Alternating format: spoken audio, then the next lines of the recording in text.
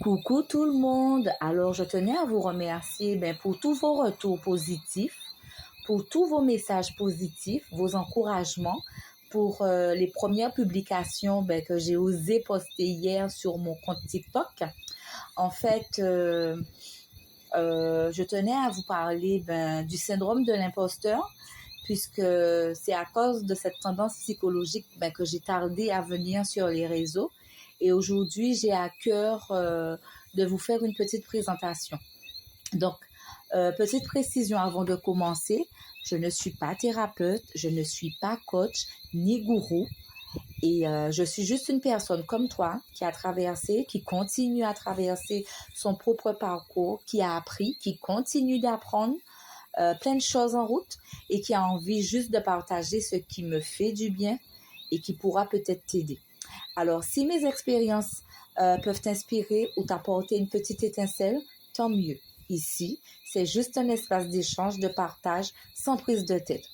Alors, ce matin, j'ai eu comme message d'une amie qui me dit « Mais Flo, c'est quoi le syndrome de l'imposteur ?» Alors, en fait, comme je disais tout à l'heure, c'est une tendance psychologique qui a été mise en évidence en 1978 par deux psychologues américaines. Donc, c'est une tendance justement à ne pas se sentir à sa place, à douter de soi de temps en temps.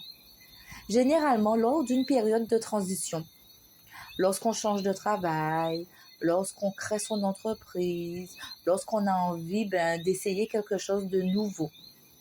Mais on a un ressenti en permanence comme un signe qui nous dit mais qui tu es? Es-tu légitime? Est-ce que tu es à la hauteur de faire ce que tu fais? Alors que les faits et les avis d'autrui ne valident pas justement notre impression. Donc, la caractéristique principale de ce syndrome, c'est une peur constante que les autres se rendent compte que l'on est un imposteur et qu'en fait, qu'on n'est pas à notre place. Alors, généralement, comment ça se caractérise? Ce syndrome se caractérise par le fait que on se fixe des objectifs parfois trop élevés, des objectifs irréalistes. On dissimule nos faiblesses plutôt que de travailler dessus. On se sent jamais à notre place ou à la hauteur. On se concentre toujours sur les commentaires négatifs et on ignore les félicitations et les réalisations. Donc du coup, on rate beaucoup d'opportunités. On a une faible estime de nous, on s'isole socialement, on perd confiance en nous, on a une moins bonne productivité et puis professionnellement, on est vite épuisé. Au travail, on a l'impression qu'on n'est pas à sa place, qu'on n'est pas à la hauteur, que si on nous a offert un poste, c'est parce que voilà, qu'on le mérite pas forcément. On se dit finalement, mais j'ai pas fait grand-chose. On se met pas en valeur.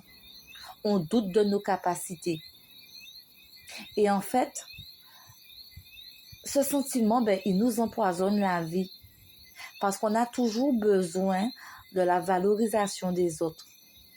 Pour nous dire que ce que tu fais, c'est bon, vas-y, continue. Je ne dis pas que ce n'est pas nécessaire, mais ce n'est pas une fatalité. Donc, en fait, généralement, les facteurs, c'est lorsqu'on est entouré de personnes toxiques, ou alors c'est un syndrome qui a pris naissance parfois dans le cocon familial où les parents, sans faire exprès ou inconsciemment, ont tendance à comparer les enfants et à se dire, mais tu sais, ton frère a fait ci, il a fait comme ça, donc tu devrais être comme lui, ou alors faire mieux, faire plus. On a tendance à être perfectionniste. On a un besoin fort de validation externe. En fait, on s'auto-sabote et on ne prend pas la pleine mesure de nos capacités.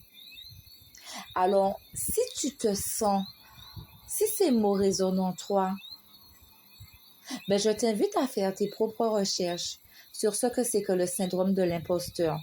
En fait, mes vidéos ne sont pas là pour faire un cours magistral, mais en fait, juste pour mettre une étincelle sur un sentiment que tu as peut-être pu ressentir dans ton parcours et qui t'empêche de te réaliser.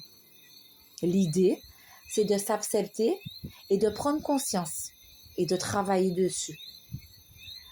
Alors, si ça t'intéresse, renseigne-toi et arrête de te sous-estimer, arrête de te rabaisser. À bientôt, je t'embrasse. Bisous bisous.